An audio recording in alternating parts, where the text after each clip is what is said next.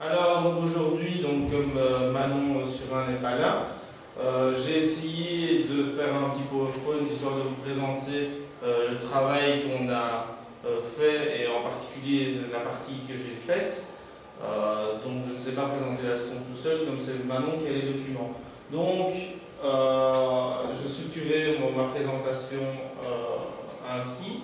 Donc la table des matières, donc là, dans un premier temps, je parlerai de la méthode pédagogique qu'on va aborder avec les élèves, comment on va parler de Magritte, etc., l'exploitation qu'on va faire de l'exposition. Ensuite, dans un deuxième temps, je parlerai plus de la partie documentaire que j'ai été prendre sur Internet ou même de la vidéo que monsieur m'a prêtée très gentiment. Donc, dans un premier temps, donc, la méthode pédagogique, donc on pensait avant la visite, donc 1 heure, on pensait prendre 20 minutes de la leçon juste avant de partir à l'exposition. Donc les 20 dernières minutes, on composerait des groupes, ça va? On composerait des groupes qui auraient chacun une charge, donc un domaine de l'exposition à exploiter. Donc le premier groupe devait faire la biographie, pardon. Le deuxième groupe ferait l'étage 1 de l'exposition, parce que l'exposition se structure en 3 étages. Le groupe 3, ce serait l'étage 2, le groupe 4, l'étage 3, et le groupe 5 devrait présenter un peu qu'est-ce que c'est le dadaïsme ou le dada, les deux abréviations sont bonnes, et le surréalisme. Alors, voilà ici en fait ce que je développe, c'est plutôt l'aspect pratico-pratique, je vais dire.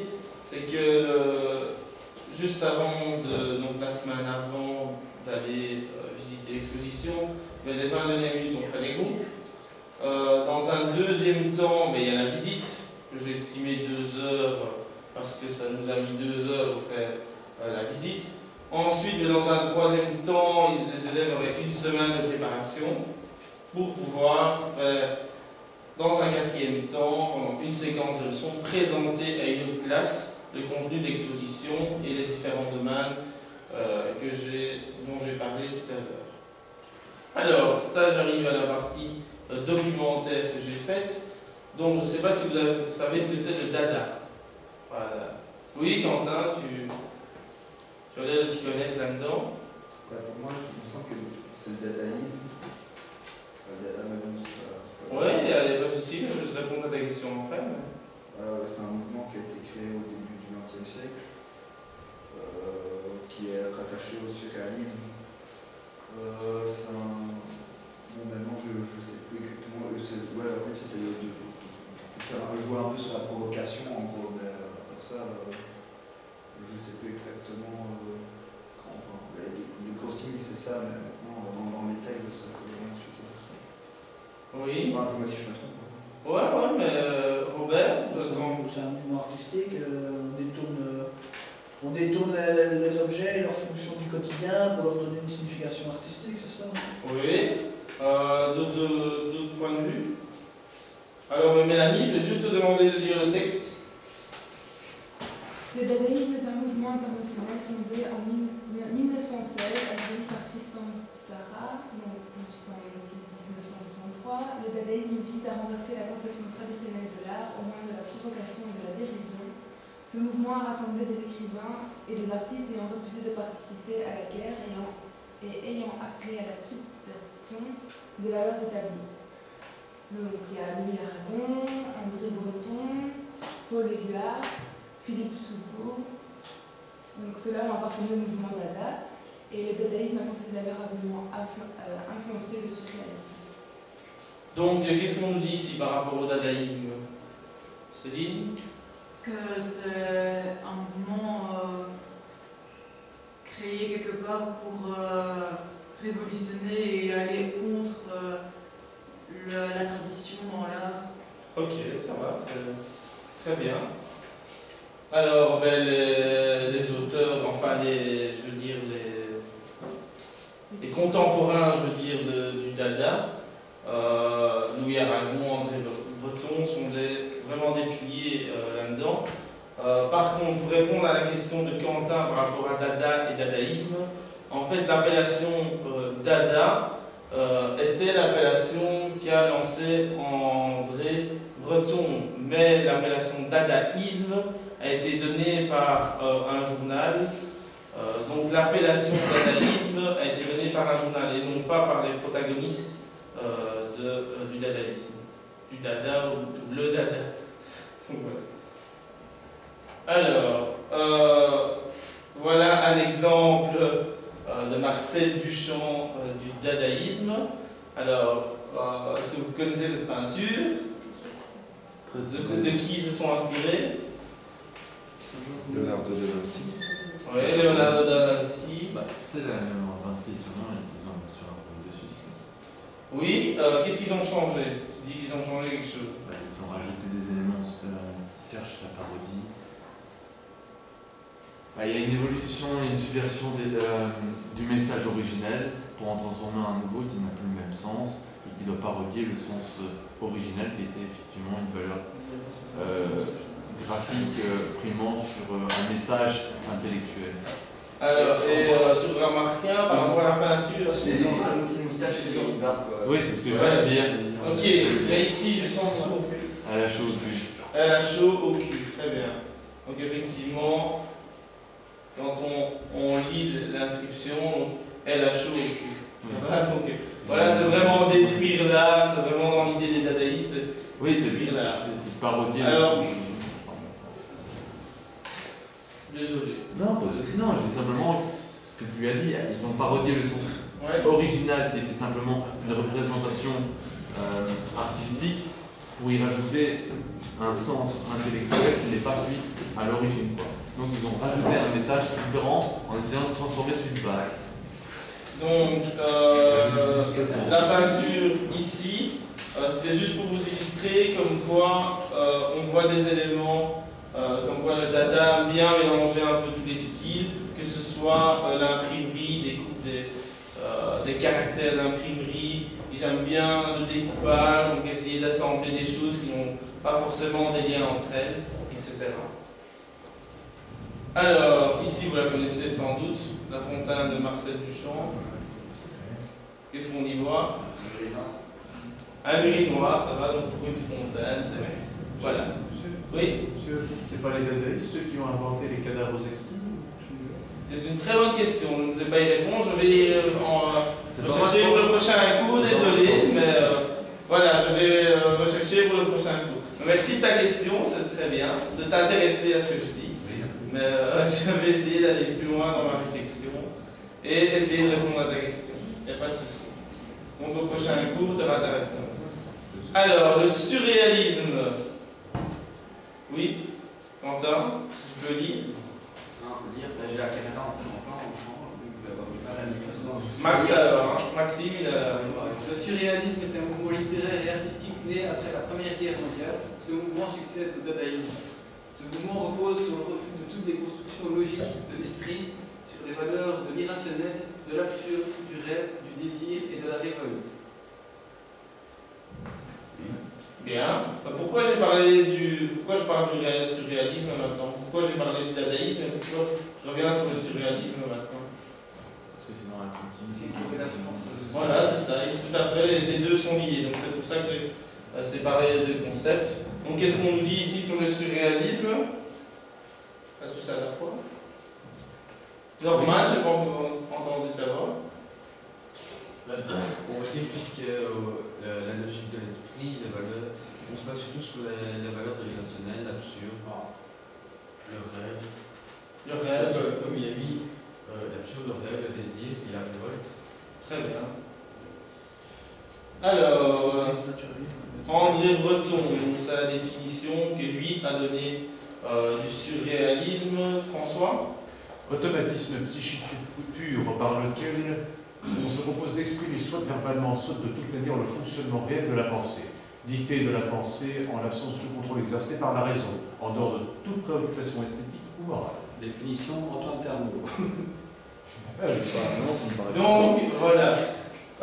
Qu'est-ce qu'on nous dit ici? Qu'est-ce que André Breton nous dit ici? Justement, pour répondre à la question en fait, que François a fait tantôt, je crois plutôt que c'est les surréalistes donc, qui ont créé le Kadavrevski.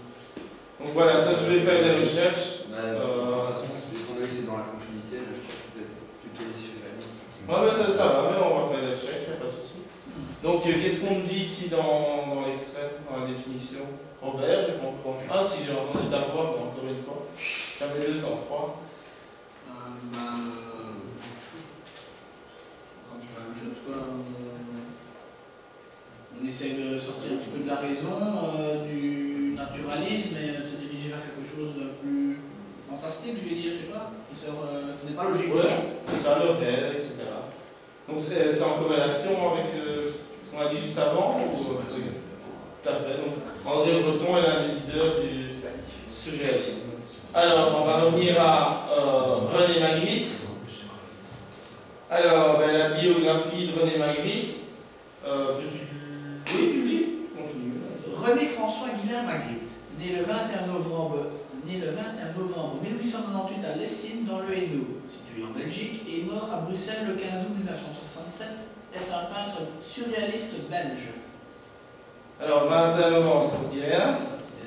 C'est après 21 novembre. C'est surtout que je suis né le 21 novembre aussi, donc je rajoute un petit mot de vocabulaire. Donc, je suis un idioméris par rapport à. Si on traduit, donc, ça veut dire que je suis né le même jour que lui. Donc, on peut dire jumeau astro ou idioméris, donc idioméris en anglais, ça va en résumé.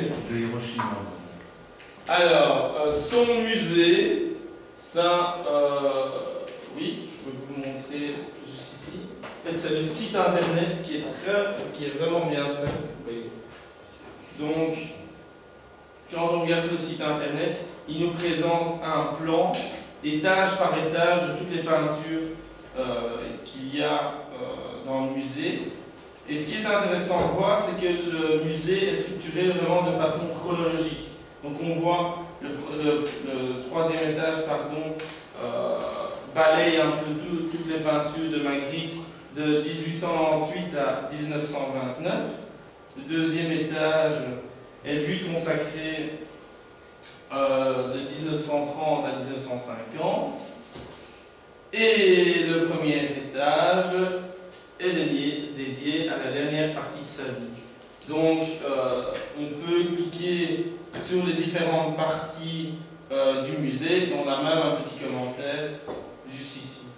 Donc voilà, c'est très bien fait. On n'a même pas besoin d'aller au musée, même si j'ai été évidemment. Mais voilà. Donc voilà, les peintures sont très belles. Alors, voilà, je crois que sur une tout va bien. Alors, maintenant, on va passer aux œuvres de Magritte. Alors, qu'est-ce qu'il a voulu nous dire, Magritte? Pourquoi il a fait cette peinture exactement? Qu'est-ce qu'on peut déduire? Vous voyez, qu'est-ce qu'on voit d'abord? Une description d'abord. La mer. Cette œuvre, c'est La mer, oui. Donc, juste ici, effectivement, on a la mer. Une nuit étoilée. Une nuit étoilée, oui, et surtout au centre. Un oiseau avec des nuages. Un oiseau. Pourquoi avoir mis un oiseau avec des nuages? Car les oiseaux volent dans le ciel. Oui, donc l'oiseau vole dans le ciel. On peut l'imaginer parce qu'il faut savoir que comme les éléments dans le surréalisme n'ont pas forcément de lien, donc effectivement on peut émettre des hypothèses, mais on n'est jamais sûr que c'est vrai. Et alors le ciel est dégagé dans l'intérieur de l'oiseau, donc étant donné que là c'est un ciel sombre, c'est la promesse d'un ciel plus clair et d'une belle éclaircie. Tout à fait, on peut faire des interprétations, etc., mais on ne saura jamais si c'est vrai ou pas. Alors ici, qu'est-ce qu'on y voit? Un chevalet de peinture. Un chevalet, effectivement, en premier plan, et dans le deuxième plan, je veux dire l'arrière-plan. La peinture, c'est un paysage sur une fenêtre. Ouais, voilà. Donc effectivement... Moi je dirais même que c'est la fenêtre ouverte de l'esprit de l'homme qui regarde par la fenêtre. Ok, merci Quentin pour tes interprétations.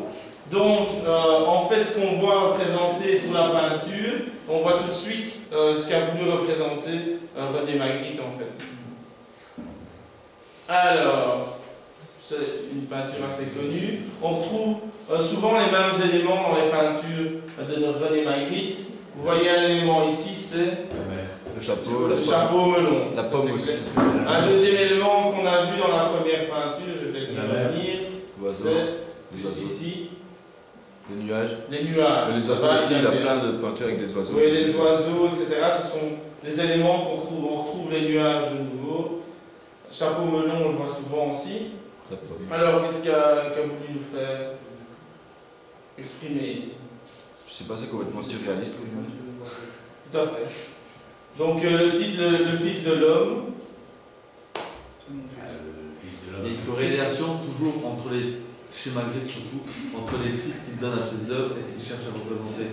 C'est-à-dire que le titre fait partie en fait de la peinture. Dans le sens où le titre étant toujours en décalage avec la peinture, pousse à une réflexion qui peut être multiple. C'est-à-dire qu'il n'y a pas un unique sens à ce qu'on voit. Comme disait Quentin, lui il y voit une chose, une personne peut, et c'est ça le but de plus en plus au fil des mouvements, c'est d'y voir autre chose et pour autant que ce ne soit pas faux. C'est-à-dire que ce que voit Quentin, moi je peux voir autre chose. Et c'est ça, c'est l'objectif. C'est ouvert. C'est de se dire, ce qu'il voit, c'est peut-être pas ce que je vois, mais c'est pas pour autant faux. L'un comme l'autre. C'est donné, alors qu'ils sont en contradiction avec ce qui se faisait avant, qui était vraiment figuratif. Dans le sens où on voit quelque chose et on cherche la beauté de la chose et pas le sens qu'on peut essayer de montrer par la peinture. Non, c'est tout. C'est ça, c'est l'analyse. Oui, tout à fait. Mais on me fait des remarques derrière toi, donc c'est pas évident de tenir mon sérieux. Donc voilà, mais j'ai très bien compris ton propos dans le sens où c'est toute peinture de Magritte via son titre qui est... C'est comme la réflexion, tu dis, par rapport au premier tableau où on voit la promesse, tu dis, tu expliques que c'est bien peint, c'est joli. C'est assez amusant dans le sens où c'est en contradiction avec ce qu'il cherche. Il cherche à dépasser le simple cadre figuratif, la beauté de l'art, pour arriver plus sur un décalage avec le message. Ce qui est en fait ce que tu dis pour décrire l'œuvre est en contradiction avec ce qu'ils ont essayé de mettre en avant. C'est ça qui est un petit peu amusant en fait. C'est joli, mais c'est pas ce qu'ils cherchent à mettre. Ce qu'ils cherchent à mettre en avant, c'est un message. J'ai dit que c'était joli. Oui, j'avais dit avec M. Dufay sur le moment, mais j'avais dit quoi. Ce qui n'est pas le cas. Donc, on a compris ton propos dans le sens où c'est un peu ouvert à toutes les interprétations. Oui, voilà. Et René Magritte le savait très bien. Oui, et il accentuait ses interprétations via le but. C'est pas qu'il cherchait à accentuer, c'était le but. C'était le but, tout à fait.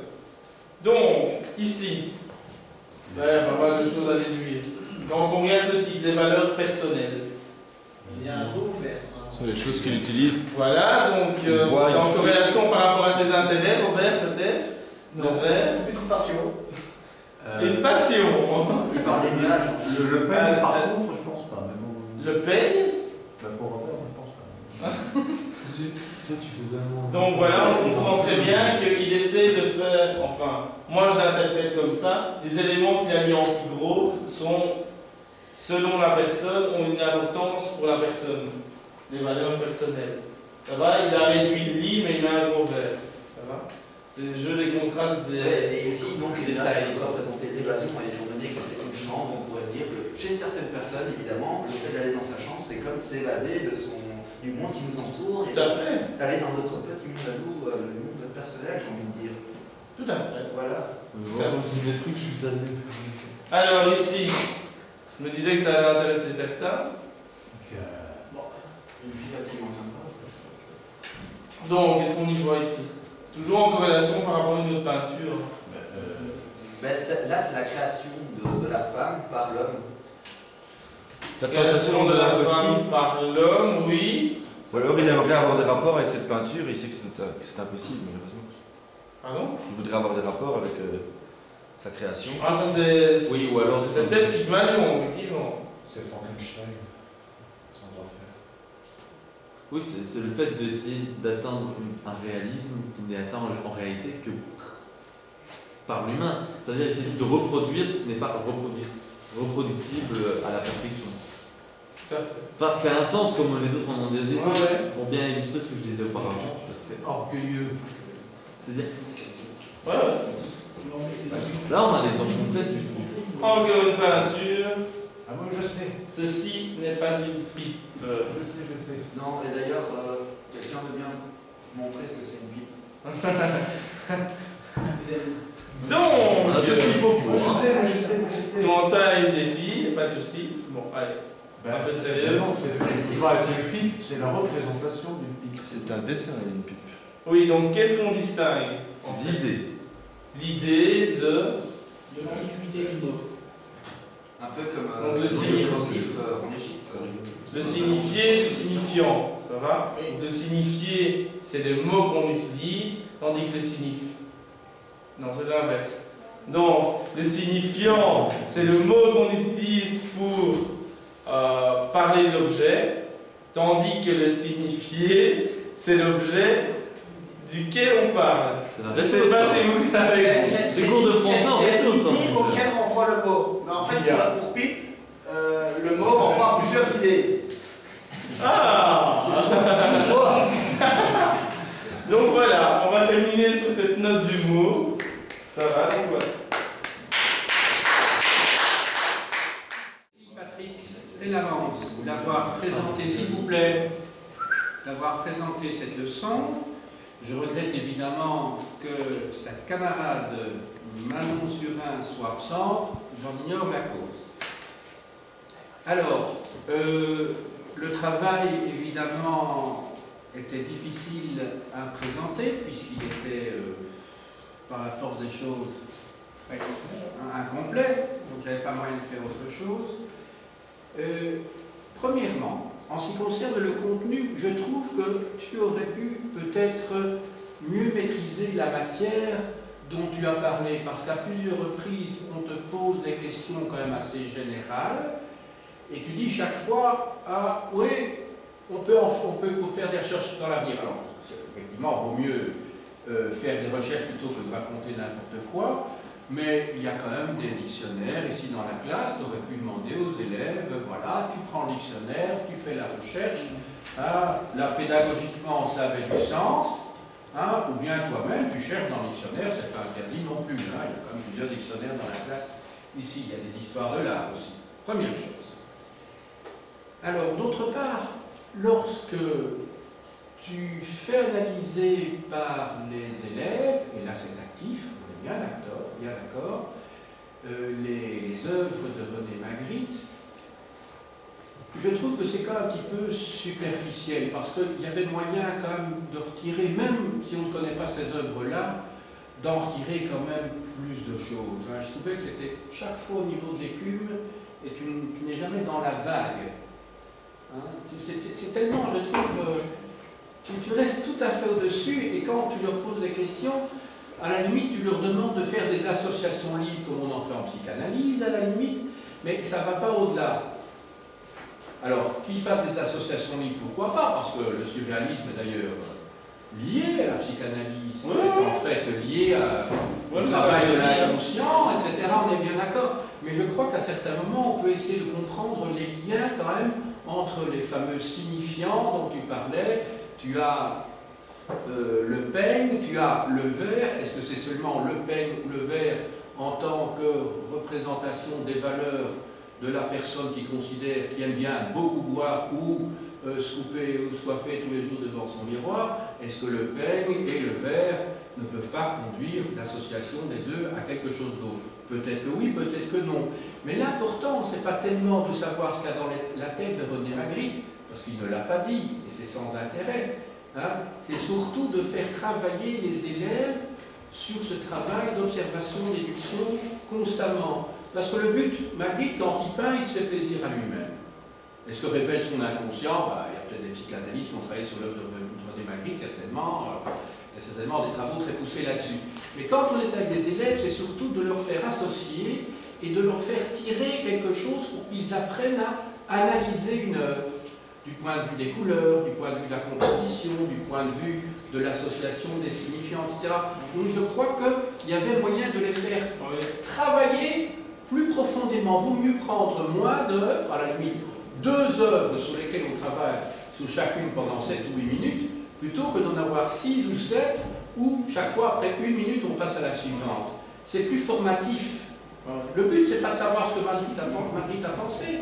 Le but, c'est d'obliger les élèves à être capables, lorsqu'ils seront un jour devant une œuvre d'art, quand ils seront dans un musée, à se poser les questions tout seuls, sans avoir besoin d'un guide qui leur donne des réponses toutes faites. Parce que c'est pas intéressant, finalement. Ce qui est gai quand on est dans un musée, c'est d'imaginer des tas de choses quand on est devant une œuvre d'art. Moi, ce que l'auteur a voulu dire, c'est pas sans intérêt comme historien, d'accord, mais c'est beaucoup plus gai d'imaginer des choses. Mais le tout, c'est qu'il faut apprendre aux élèves à ne pas se décourager, à ne pas être paresseux, et se dire que devant une œuvre, ça vaut parfois la peine de rester pendant 5 minutes, de s'asseoir sur un fauteuil ou une banquette, s'il y en a une dans le musée, de la regarder et de se poser des tas de questions sur le sens de la vie, etc.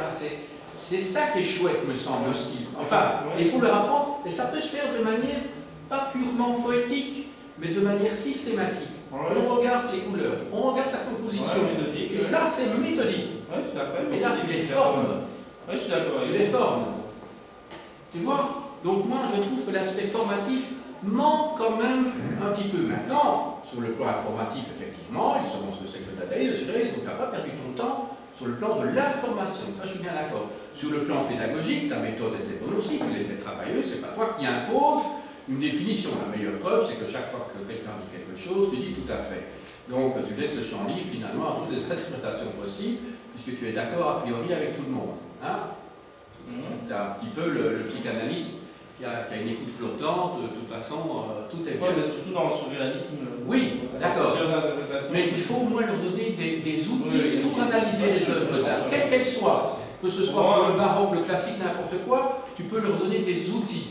Et chaque œuvre, eh bien, si tu leur donnes des outils qui leur donnent une sorte de grille d'analyse, eh bien, ils sauront dorénavant que quand ils vont dans un musée, on observe ça, la composition, les couleurs, on peut se poser des questions sur la vie du peintre, les associations, des tas de choses, mais au moins ils sauront au moins quelles sont les questions que l'on doit se poser. Et ça, je trouve que ça, c'est, on ne fait pas un travail de poésie, on ne fait pas un cours d'art non plus, parce que ça c'est autre chose, il y a des excellents professeurs d'art, qui apprennent alors à créer. Là, on ne demande pas aux élèves de créer, on leur demande d'analyser. Et ça, c'est la compétence majeure que l'on peut exploiter quand on fait l'histoire de l'art. Alors, je me suis demandé à un moment donné pourquoi tu posais une question aux élèves dont la réponse était au même moment projetée sur l'écran, à savoir le dadaïsme. Tu devais d'abord leur poser la question, qu'est-ce que c'est que le dadaïsme? Et puis après, tu projettes. Mais je me suis dit, mais pourquoi tu leur poses la question? Il y a Robert qui est intervenu. Enfin, un certain cas, je veux dire, quand ils ont la feuille devant les yeux. Ah non, mais il ne faut pas qu'ils aient la feuille est distribuée après. Hein. Non, il faut que tu les fasses parler éventuellement. Le dadaïsme, c'est. Non, c'est pas. Ici, il n'y a pas de tort ou de raison. De toute façon, c'est purement encyclopédique. Hein, savoir ou pas savoir, tu as de la culture ou tu n'en as pas. Donc ça, c'est pas de la réflexion, c'est pas de l'observation, c'est pas de la déduction.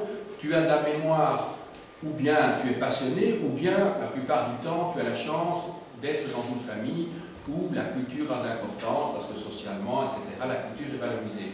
Et ça, malheureusement, il y a beaucoup d'élèves qui n'ont pas la chance d'être dans des milieux où on va au musée pendant les vacances, par exemple. Et donc là, il risque d'y avoir une discrimination sociale entre les élèves, parce que certains sauront ce que c'est que le dadaïsme, parce qu'ils appartiennent à l'élite sociale. Tandis que si tu es fils, je ne sais pas, moi, d'ouvrier, etc., comment veux-tu que tu saches ce que c'est que le dadaïsme? Or, ce n'est pas une question d'intelligence, d'observation, donc il n'y a pas de compétence là-dedans. C'est de la pure encyclopédie. Mais non, que tu leur apprennes ce que c'est, ça oui. Parce que le rôle du prof, c'est quand même d'apprendre aussi, et pas seulement de faire exercer des compétences. Hein. Alors, on t'a posé une petite question, là, je ne sais plus qui, mais à propos du dadaïsme, tu sais d'où vient le mot dada? Oui, le russe. Non, oui.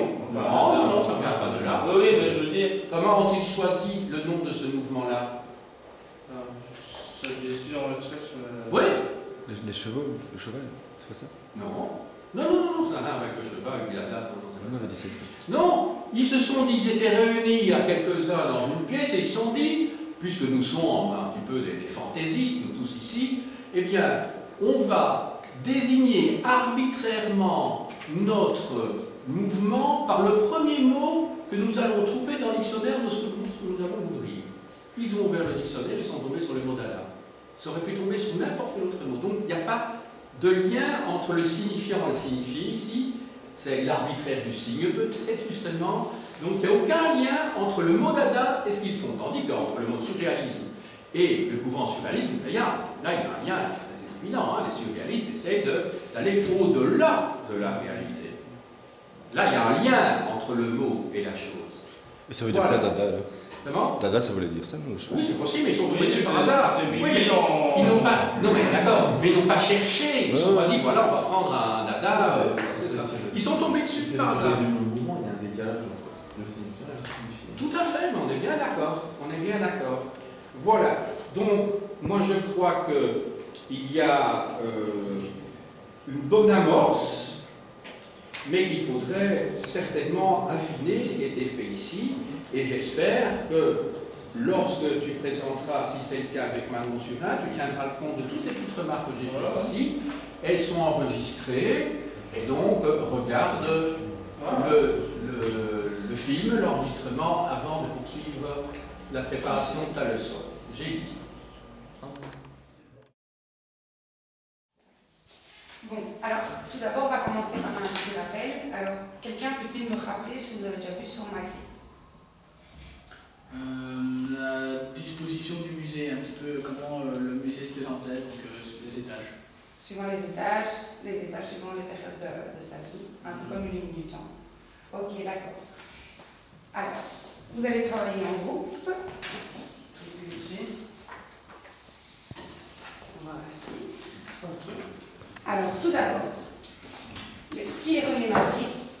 Bon, vous avez une petite biographie qui vous aidera pour l'exercice qui suit. Alors, dadaïsme et surréalisme. Quelqu'un a déjà-t-il entendu parler de ça? Qu'est-ce que le dadaïsme? C'est un courant artistique et de pensée du XXe siècle, début XXe siècle. Du XXe siècle. Qui était juste après la Première Guerre mondiale, si je me souviens. Oui, bien. En opposition justement aux atrocités qui ont eu lieu. Donc, son but? Se rebeller contre ce qui s'était passé. Et aussi également dédramatiser la situation dans laquelle il vivait. D'accord. Et à propos du surréalisme, quelqu'un? C'est un mouvement où on essaie de mettre en peinture un petit peu tout ce qui sort de l'ordinaire, un petit peu son imaginaire, mettre un petit peu son inconscient, son subconscient, sur un support. C'est dans la continuité du dadaïsme. Voilà, super. Ok, alors, je vous ai donné également juste des tableaux. Je vous ai donc regardé dans votre dossier. Chaque groupe a soit 2 ou 3 tableaux. Le groupe 1 a 2 tableaux, le groupe 2 et 3 ont 3 tableaux. Donc moi, ce que je vais vous demander, comme on a déjà vu comment analyser un tableau avec Michel-Ange et Léonard de Vinci, je vais vous demander d'appliquer encore une fois cette analyse à l'un des tableaux. Donc je ne vous demande pas de faire tous les tableaux, mais je vous demande d'analyser un tableau, lequel vous choisissez. D'accord? Je vous ai également mis une biographie de René Magritte avec notamment les différents courants dans lesquels il a été et les années dans lesquelles il les a pratiqués, je vais dire comme ça. Donc pour vous repérez par rapport aux dates des tableaux dans quelle période vous vous trouvez de René Magritte. Voilà, donc vous avez 10 minutes pour analyser un des tableaux parmi ceux que je vous ai distribués. C'est parti.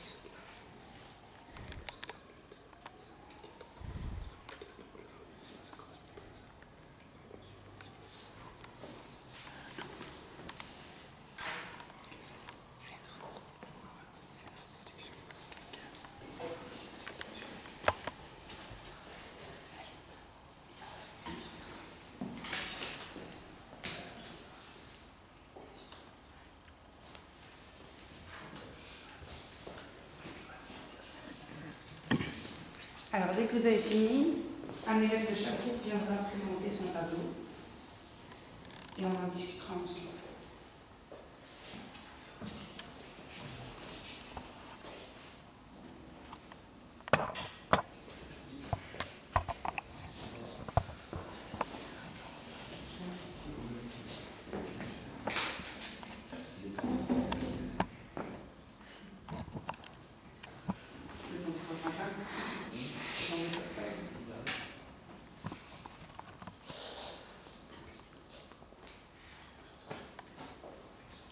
Vous avez déjà fini ou encore un petit peu?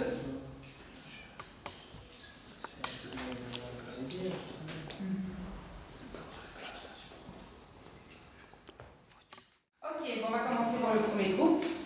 Donc c'est Quentin qui présente. Attends, t'écoutes. Voilà, donc on a choisi le tableau de Magritte ici, où en fait il s'est contenté de reprendre le tableau qu'il avait déjà fait quelques années auparavant. Donc ceci n'est pas une pipe là, il l'a repris en rajoutant ceci continue de ne pas être une pipe. Pourquoi? Parce qu'en fait c'est l'image d'une pipe, donc on ne peut pas la fumer, c'est l'image qu'on se fait de la pipe, on ne peut pas la toucher, on ne peut pas la fumer, donc c'est pour ça que ce n'est pas une pipe. Bon, maintenant, pour ce qui est de l'analyse de l'œuvre, bon, je crois qu'il n'y a pas grand chose à dire dessus, c'est un dessin une représentation d'une pipe. Alors là c'est tout. Et donc là c'est dans sa période où il fait des copies, des répliques de ses œuvres. Voilà. Dans cette période-là, donc, il fait des copies, des répliques de ce qu'il a fait précédemment, mais en modifiant ou en restant fixé sur un des objets du tableau. Ok. Maxime, super. Maxime, à toi. Alors, j'ai choisi le tableau La Magie Noire, qui date de 1945.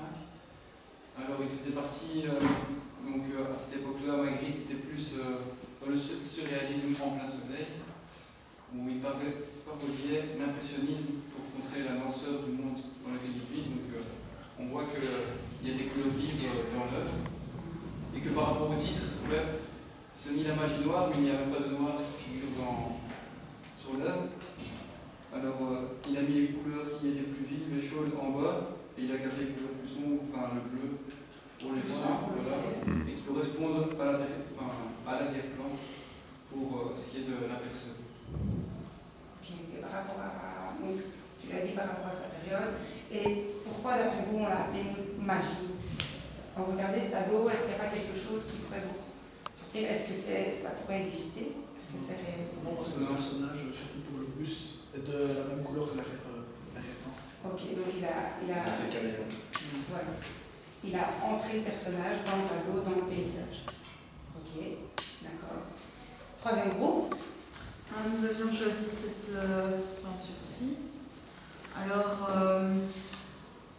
en fait, cette peinture date de l'année 1950, et c'est une période où il n'est pas certain de ce. Enfin, il retourne un peu à plusieurs styles qu'il avait eu dans les années précédentes, comme par exemple période vache, période manière d'antan, etc. Sa technique est un intermédiaire entre ces différentes techniques précédentes et passées et futures. Vous pouvez remarquer les célèbres nuages qui représentent donc ces œuvres. Et présence d'une plage où il y a un mélange un peu de décor, et il y a également présence du visage d'une femme, partiellement représentée. Donc voilà, je ne sais pas si l'Afrique a quelque chose d'autre à rajouter. Ce qui est un peu aberrant, c'est que dans le premier plan, on voyait une plage avec de l'herbe, et on a tout de suite sur la mer. Donc logiquement, si ce sable serait tout près de la mer, il n'y aurait pas d'herbe, logiquement. Voilà, c'est une petite remarque à émettre, je ne sais pas ce qu'il a voulu déduire par là. Et il y a la présence des œufs, mais ça les artistes surréalistes aiment bien les œufs, etc. Même Dali aime bien les œufs, je ne sais pas si vous avez vu sa maison, j'ai été visiter sa maison, il y a plein d'œufs dans sa maison. Enfin bref. Et voilà quoi, donc la plage, les nuages, le rêve, le surréalisme, on reste dans la même idée du surréalisme. Super. Maintenant, je vais vous demander un point commun d'après vous. Donc, vous avez vu ici plusieurs tableaux. Un point commun dans les tableaux de Magritte qui sont régulièrement là, pas forcément dans tous les tableaux, mais qui sont souvent présents. Nuages. Les nuages. Les femmes. Les femmes. On a aussi, par rapport à l'œuf, les oiseaux. Les oiseaux, voilà. On a quand même beaucoup, dans pas mal de tableaux, des oiseaux, ou alors des œufs. Le ciel. Des éléments réels. Voilà. Ok. Donc lui, il est dans cette optique-là de partir d'éléments qui n'ont parfois rien à voir ensemble ou des mots qui ne sont pas sur la bonne image. Et il imagine les choses comme ça. Il essaye de faire parler son subconscient pour essayer justement de fuir, de se protéger du monde dans lequel il vit à ce moment-là, dans l'entre-deux-guerres ou pendant la Seconde Guerre mondiale. Pour essayer d'échapper à cette horreur. Maintenant, si je peux dire quelque chose, ce serait peut-être bien que tu ailles plutôt près du radiateur, comme ça, il peut... Ah oui. Voilà, comme ça, non seulement tu vois la classe, mais en plus de ça, tu peux être filmé. Alors, maintenant qu'on a fait l'analyse du tableau, j'ai une problématique à vous poser, donc, en rapport avec ces tableaux. Donc, l'art contemporain est-il révélateur ou non de la société contemporaine? Donc, avec l'analyse que vous venez de faire, les choses qu'on vient de voir, vous avez dit sur ce qu'on a rappelé, j'aimerais que vous essayiez de répondre à cette problématique. Voilà, en vous basant sur ces éléments qu'on vient de faire observer, la biographie et les différents courants qu'on vient de voir. Voilà. 5 minutes. Ok, donc on va commencer par de nouveau le premier groupe pour votre élément de réponse à la problématique. Donc nous, dans le groupe, on pensait déjà que l'art est le reflet de la société dans laquelle il évolue. Donc que ce soit à n'importe quelle époque, l'art exprime toutes les pensées de son époque. On peut prendre l'art gothique, l'art roman, à chaque fois ça exprime exactement ce qui se passe à ce moment-là. Ici c'est un peu pareil donc pour le surréalisme, avec Magritte, on est après la Première Guerre, après la Deuxième Guerre même. Et le monde ne sait pas trop où il va, dans l'art c'est à peu près pareil, on s'échappe par la pensée, donc lui il exprime ça en peinture, et voilà tout ça. Ok. Max? Pour moi c'est pareil que ce que Quentin a dit, l'art reflète ce qu'il y a dans notre société, et l'évolution qu'il y a eu au cours des années, et un nouveau mouvement qui s'est fait parce que ça reflétait ça reflète ce qu'il pensait et son sentiment à ce moment-là. Ok. Mais on a constaté la même chose et on peut remarquer ici dans cette œuvre aussi que même Magritte ne sait plus trop où il se situe puisqu'il va chercher un peu des éléments de son passé des éléments qu'il intégrera dans ses futures peintures, donc il ne sait pas trop non plus où il en est. Suivant les périodes où il est. Voilà, lui non plus. Il change de style. Ok, donc. Je pense aussi les nuages, l'élément nuage, je pense que c'est un élément qui bouge sans cesse, etc. Alors que la mer et la plage sont des trucs qui restent. Sans que la mer bouge, mais la plage c'est quelque chose de fixe. Donc là il y a une opposition, le fait que les nuages, on les retrouve dans chaque peinture, quelque chose qui bouge, et à chaque fois on a des éléments fixes. On a des éléments fixes. Mais aussi par rapport aux nuages, ça vous fait penser à quoi quand les nuages? Au carré du ciel, au rêve, ok. À partir du moment où il rentre dans le mouvement surréaliste, il va garder cette trace à chaque fois, notamment avec ces nuages, où c'est surtout par rapport basé sur, décentré, je veux dire, sur la psychanalyse, qui s'intéresse énormément à la psychanalyse, à Freud, notamment Freud, on a beaucoup la théorie du sommeil, la théorie du rêve. Il a notamment fait beaucoup d'études là-dessus. Donc, ils sont aussi intellectuels, ils ne font pas que de la peinture, ils s'intéressent aussi à tout ce qui se passe, et évidemment dans le monde dans lequel ils vivent au moment de réaliser leurs œuvres. Ok, merci. Voilà, donc je remercie Manon pour sa leçon. Alors, je voudrais que dans un premier temps, Manon, tu nous réexpliques la méthodologie. Donc, si tu devais me remettre une feuille méthodologique de ce que tu as fait maintenant, dans le cadre d'un stage, comment tu structurerais ta méthodologie et surtout, évoque-moi les compétences que tu as fait exercer auprès de tes condisciples, qui sont en fait tes élèves ici, fictivement. Donc les compétences, quelles sont les compétences? Les compétences, tout d'abord déjà l'analyse d'un tableau. Donc, pouvoir analyser une image, moi ici c'était, comme je l'ai dit, un tableau, une œuvre d'un artiste, surtout dans le but qu'il puisse se rendre compte, et pouvoir qu'il puisse répondre, je vais dire, à ma problématique qui est l'art contemporain, est-il révélateur? Ça c'est ton objectif, les compétences. Donc compétences, c'était l'analyse d'une image, ici d'un tableau, l'analyse d'un tableau. Et qu'est-ce que tu leur fais faire comme démarche intellectuelle au cours de cette analyse? Au cours de cette successivement, essaie de décrypter. Mais tout d'abord, ils doivent déjà analyser le tableau, se souvenir de l'ordre dans lequel ils vont l'analyser. Donc, on a déjà fait là. Donc, tu te bases sur un prérequis. Voilà, essaie de trouver les termes qui sont ceux que vous apprenez depuis 2 ans. Donc, le prérequis était qu'il... Le prérequis, c'est... Mais il savait analyser un tableau. Donc, en fait, ici, c'est une application qui consiste à entretenir une compétence déjà exercée. Voilà. Oui, ça c'est clair. D'accord. Faire un point. Deuxième compétence, déjà la recherche d'informations. Recherche d'informations, à quel moment? Dans les tableaux et surtout par rapport à la biographie. Donc, il devait aller chercher la biographie. Qui se trouve à la fin de ton dossier. Voilà, qui se trouve à la fin du dossier, pour qu'il puisse se retrouver dans les différents courants par lesquels Magritte est passé. Oui. Ils ont également dû synthétiser pour répondre à ma problématique. Ils ont dû synthétiser les informations qu'ils ont recueillies tout au long de la leçon. Oui, mais théoriquement, une synthèse, ça vient tout à la fin, ce qui suppose que tu n'as plus d'autres compétences alors. Tu es d'accord? Parce que logiquement. Mais il y a quand même un terme que tu n'as pas utilisé et qui est quand même fortement intervenu, c'est l'observation. Oui, l'observation. Qui est une compétence qu'on utilise constamment avec les élèves dans l'enseignement secondaire. On observe.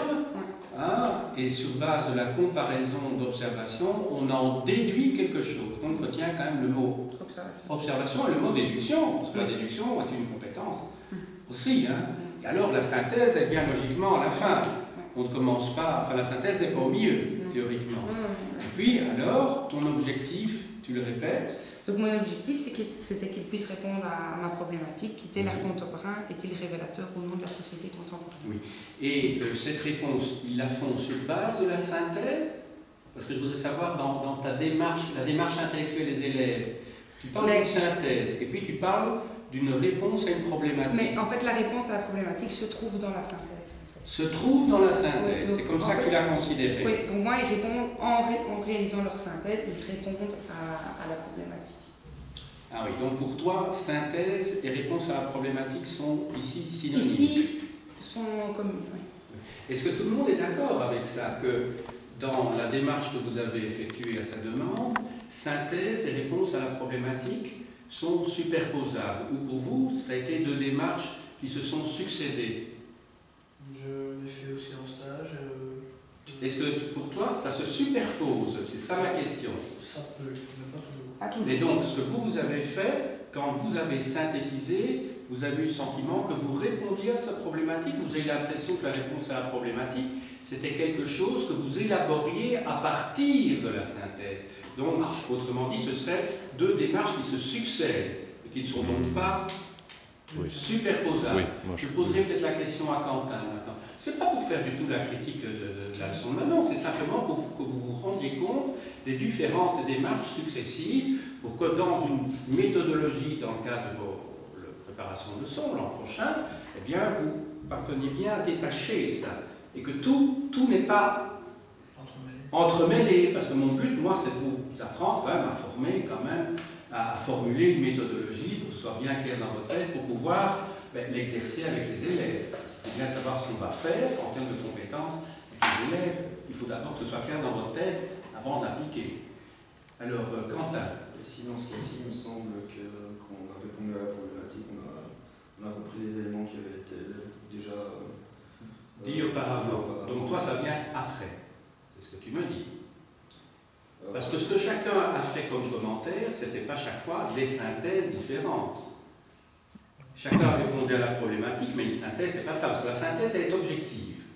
Tandis que la réponse à la problématique, on tire des éléments, comme tu viens de dire, qui ont été énoncés précédemment.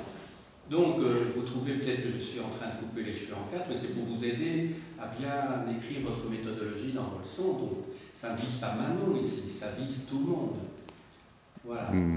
Et Maxime, qu'est-ce que toi, tu as à dire? Est-ce que pour toi, c'était superposable ou c'était successif? Ce qu'elle a fait. Synthèse et réponse à la problématique. Ouais, je pense que ça donnait bien. Moi, je vais pas. Oui, mais ne dis pas ça donnait bien. C'est une réponse précise que je te demande. Tu dis oui ou tu dis non. Ouais. Oui, mais tu dis oui à quoi? Tu dis oui à superposable ou tu dis oui à successif? C'est plus superposable, mais je trouve que ça va bien à la suite l'un de l'autre. Oui, alors c'est successif. Ouais, mais si tu dis ça va bien à la si suite. on n'a pas le temps, alors on a de faire ça brièvement et directement. Oui, mais ma question, à la limite, on nous dit que c'est Manon qui a fait une leçon, parce que moi, je suis ici en train de vous former, je ne suis pas ici en train d'évaluer Manon. Ça, c'est un autre problème que je ferai après évaluer Manon. Je ne mêle pas les deux, moi. C'est deux choses différentes. Moi, ici, je donne cours à la classe. Quand je parle, maintenant, c'est à la classe, c'est pas Manon. Et Céline et Patrick, vous allez pouvoir réagir par rapport. Il ne s'agit pas de nouveau d'encenser Manon, c'est pas ça ma question. Ma question, c'est du point de vue méthodologique. Allez, Patrick, pour toi ou pour Céline, on est même en même temps, ça m'est complètement différent. Hein, vous me dites dans quel ordre elle a procédé méthodologiquement. Donc vous me dites quelles sont les compétences qui successivement ont été exercées par vous. Donc souvenez-vous, comment vous avez procédé? Vous.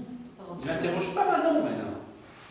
Un, vous avez fait quoi? Deux, vous avez fait quoi? Trois, vous avez fait quoi? Premièrement, il nous a demandé ce qu'on savait sur René Magritte. Oui, donc là, on est dans l'ordre des représentations. Soit des représentations, soit dans le savoir rationnel. Représentation mentale et même un rappel par rapport à ce que... Donc ça peut être les deux. Oui, un petit rappel, etc.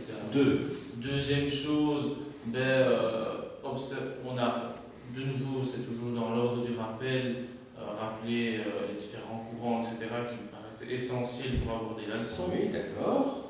C'est la même compétence. Oui, c'est la même. C'est la même compétence. Donc on est deux dans le chose, travail de groupe, qui est une compétence de sciences sociales. Voilà, ce qui n'a pas été dit en tant que tel par Manon, c'est qu'elle fait exercer les compétences collectivement, donc c'est très important d'apprendre à travailler en équipe. C'est très important. Donc elle a fait des choses qu'elle n'a pas reprises intellectuellement quand je lui demandais de faire le commentaire. Donc elle a fait plus que ce qu'elle a dit. Tout à fait. Alors, deuxièmement, observation. Et troisièmement, oui, observation. Et sur base de ces observations, revenir à quelque chose qu'on a déjà vu antérieurement. Oui. Donc, c'est faire des parallèles, etc., faire des liens dans la matière. Donc, c'est très intéressant au niveau pédagogique. Donc, je fait des liens. Oui. Ouais, très bien. Et puis, sous forme de débat aussi, confrontation des idées. Donc, oui, oui, d'accord. Donc, comment ça s'appelle cette compétence-là dans les socles? On appelle ça la communication. C'est prévu dans les 8 compétences. Vous avez le mot communication? Communication, effectivement. Vous êtes un petit peu comme M. Jourdain qui faisait de la prose sans le savoir. Donc vous faites de la pédagogie, mais sans savoir ce que vous faites vraiment. Et moi, je voudrais que vous preniez conscience que vous faites plein de choses dans un temps limité, qui sont très intéressantes, mais qu'il faut être capable de formaliser, parce que alors c'est transférable peut-être vers une autre leçon. Et vous pouvez le mettre dans votre méthodologie, et ça vous évite d'avoir des psychopédagogues qui vous disent « Oui, mais tu sais pas ce que tu fais, ou tu fais mal ». Alors que vous le faites, mais sans en être conscient. Moi, je suis là pour vous aider. Alors, il y a encore d'autres choses. Tu dis, il y a eu donc là, pour l'instant, on en a 4. La 4e, c'est communication. On apprend à communiquer entre élèves. Et confronter les informations aussi, parce qu'il oui, y a un petit débat, donc confronter les informations, c'est une 5e compétence. Oui, mais je ne te dis pas non, donc tu ne vas pas. D'accord, ok. C'est pas un débat politique. Plus je vous dis des choses correctes, de plus ça me fait plaisir. Continue. Alors, puisque tu as ton 5, maintenant il faut ton 6. Ou Céline, hein, parce que j'aimerais bien l'entendre aussi. Et moi. Alors. C'est en vrille ou je continue, il n'y a pas de souci. Vas-y, continue. Donc, on a confronté. Après avoir confronté, qu'est-ce que vous avez fait? Formuler des hypothèses. Formuler des hypothèses, très important. Vérifier nos hypothèses. Vérifier nos hypothèses. Et comment? Alors, là, on demande à Manon, à quel moment ont-ils vérifié les hypothèses et sur base de quel support, de quel outil? C'est lui qui le dit. Donc moi, je propose à quoi le professeur faisant fonction. Mais sur base de quoi? Sur base de 1 de la biographie, donc la biographie, donc vérification d'hypothèses, oui. Donc par rapport à leur biographie, donc au niveau des courants, oui. Et au niveau de ce qu'ils disaient, par rapport également aux définitions des courants qu'ils avaient également sur les yeux. Oui. Et sur base des tableaux. Parce que bon, ce qu'ils voient, c'est ce qui est présenté. Donc, alors, là, quand tu dis qu'ils trouvent des informations dans les documents qui sont présentés, tu dis qu'ils les rattachent ce qu'ils découvrent à des définitions qui sont dans les documents, si j'ai bien compris ce que tu dis maintenant. Ils appuient leur oui. hypothèse. Est-ce que tu penses qu'il n'aurait pas été plus intéressant que de partir des hypothèses, que de définir les caractéristiques et de leur faire formuler par eux-mêmes une définition, que ce soit eux-mêmes qui construisent la définition, plutôt que d'avoir une définition. Ouais, donc la faire ensemble. Voilà, donc c'est eux qui construisent vraiment leur savoir. Parce que ici, ils ont la chance d'avoir une sorte de petit dictionnaire qui sont dans leurs documents, et ils vont dans le dictionnaire chercher l'information. Mais il y a aussi moyen de partir de toutes les informations et de construire soi-même la définition. Ça sera encore plus intéressant. C'est intéressant aussi, hein, être capable de chercher des informations, c'est une compétence qu'il faut exercer. Mais il y a peut-être encore mieux d'autres côtés, peut-être cette idée-là, cette idée de passer de l'autre côté, c'est-à-dire vous construisez, les élèves apprennent à construire une définition. C'est plus dur, hein, parce que ça nécessite d'abstraire à partir d'exemples concrets, d'abstraire, c'est pas facile. Hein. Donc avant la 3e, il ne faut pas essayer ça, en première, 2e, il ne faut pas essayer, hein, c'est impossible, hein. Enfin, c'est très difficile. Hein. Bon. Et une fois qu'ils construisent leur définition, non seulement ils doivent abstraire, mais ils doivent encore formuler. Et ça, formuler, hein, vous savez que c'est difficile. Donc vous retenez ça, vous notez ça dans votre méthodologie, c'est abstraire et formuler. Et j'aimerais bien que ça se trouve vraiment écrit noir sur blanc, s'il vous plaît, hein, parce que quand je viendrai vous voir, moi je me souviendrai de ce que je vous avais dit aujourd'hui. Et là, c'est une mémoire d'éléphant, comme ça. Voilà. Y a-t-il encore... alors, aucun de vous deux n'a parlé de synthèse. Oui, on a parlé... on n'a pas eu le temps. Donc... je ne réponds pas, mais non, le but n'est pas de répondre. Ah, pas de souci. C'est de t'entendre. Donc, vas-y. 7e compétence, je vais dire. Oui.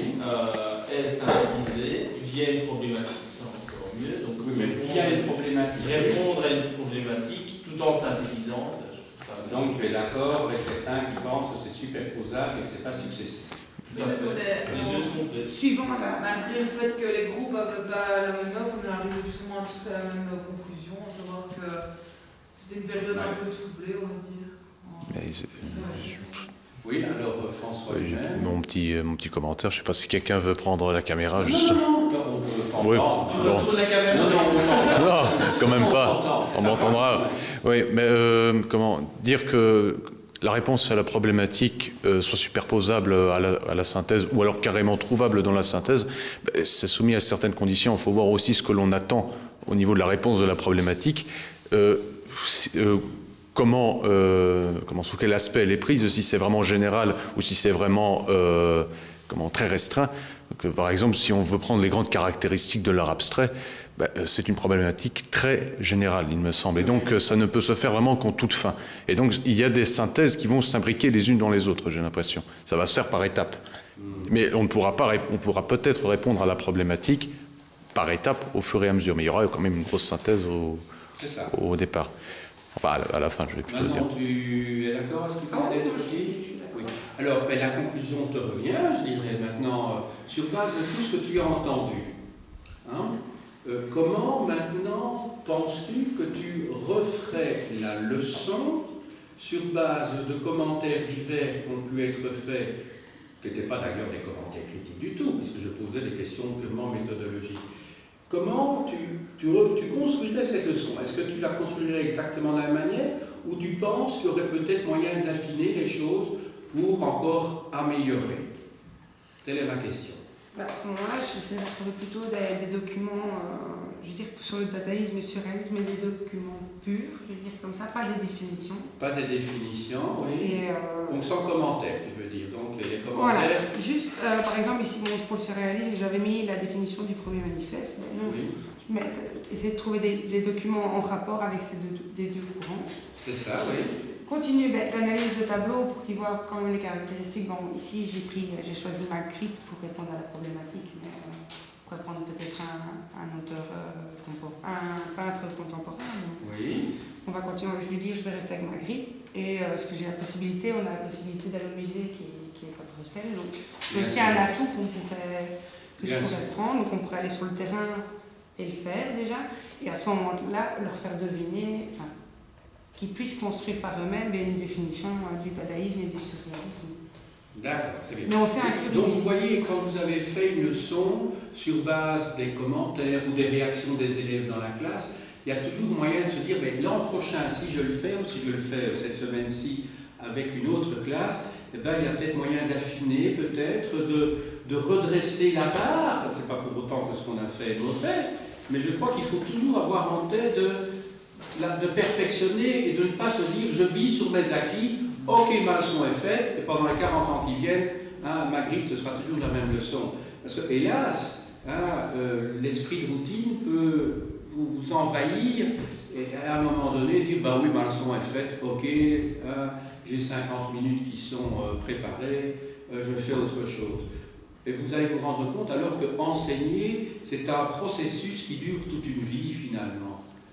Vous savez, moi, à mon âge, je me dis, non, on se trouve là, je ne le ferai plus comme ça, ou cette leçon-là, je ne la ferai plus, parce qu'elle ne répond pas aux objectifs que moi je me suis fixés dans mon plan de cours. Il y a des choses plus importantes que mes étudiants doivent savoir, et donc on évolue constamment, et c'est ça qui est gai, parce que sinon on s'en fout. Il n'y a rien de pire que la routine, vous savez, on peut mourir de routine. On peut mourir de la routine. Moi, ce que j'aime, c'est chaque année de faire des cours différents. C'est ça que j'aime, enfin, moi quand je suis chez moi, j'ai tout le temps des idées nouvelles, ou sur le plan pédagogique, mais aussi au niveau du contenu, j'ai envie d'apprendre. Et vous savez, le meilleur moyen de connaître une matière, c'est de l'enseigner. Moi souvent, enfin, vous avez vu, depuis que vous me connaissez, souvent je viens avec des livres, je vous dis, pendant depuis 15 jours, je lis des tas de bouquins sur ce sujet-là. Eh bien, ce qui me stimule, c'est que je vais faire un cours là-dessus. Et donc voilà, je construis ma leçon à partir, et j'apprends plein de choses. On apprend même à 40 ans après ses études, vous savez, on apprend tout le temps, en termes de contenu, je ne parle même pas de pédagogie ici. Et le fait de l'avoir enseigné, eh bien ça se fixe. Alors c'est pas le goût de l'encyclopédisme, de savoir beaucoup de choses, c'est pas un petit peu vain, parce qu'on ne saura quand même pas possible de savoir tout, ça n'a pas de sens. Mais c'est simplement que quand vous savez beaucoup de choses, vous pouvez faire de plus en plus de liens. Donc vous pouvez de plus en plus avoir une vision intelligente de l'histoire. Ce n'est pas une vision où vous bourrez votre cerveau avec plein d'informations. Ce n'est pas avoir la fameuse tête bien pleine, comme disait Rabelais, je crois, ou Montaigne, je ne sais plus. Mais pour avoir une tête bien faite, Parce que quand on a beaucoup d'informations et qu'on apprend à les organiser, eh bien on peut établir des liens. Et donc le monde qui se présente devant vous est de plus en plus clair. Vous voyez clair, vous sortez de l'obscurité. Voilà, j'ai dit.